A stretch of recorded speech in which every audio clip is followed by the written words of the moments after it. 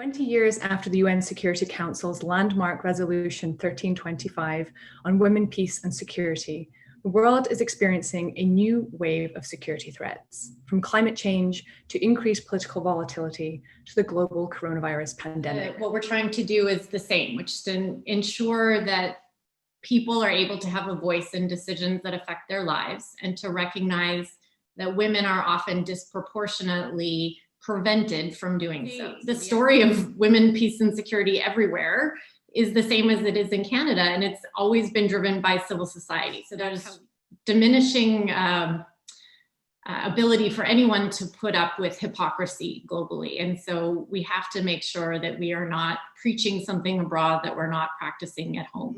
I've come to the issue as an ardent feminist, and also a mother of a United States Marine War veteran. When girls are women and women are healthy, when they're safe, when they're educated, when they have access to resources so they could be economically secure, not only are they in a better position with their families, but their communities are more prosperous and peaceful, and so is the world.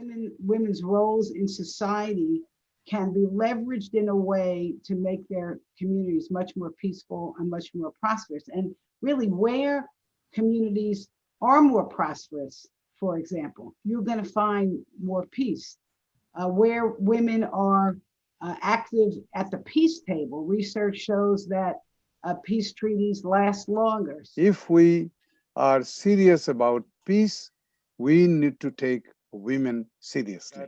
Peace is inextricably linked with equality between women and men. I think that the U.S. military has embraced this. We've embraced it as a doctrinal issue, but we've embraced it because of 1325. And if any one thing has ever, I think, made a difference in that regard for the good of our country, with the right kinds of leadership embracing it, and the good of the democracies, and as an example to everyone else who hasn't gotten on board yet, 1325 and a global commitment to it is it.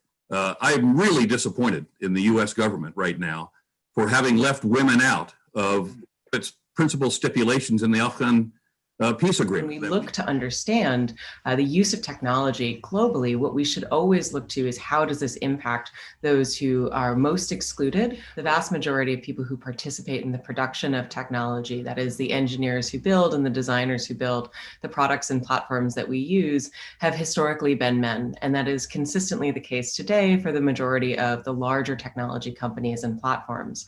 What that means is that many of these tools are designed from a perspective that doesn't take a gender critical lens. Out is, look, this agenda is driven by women in civil society.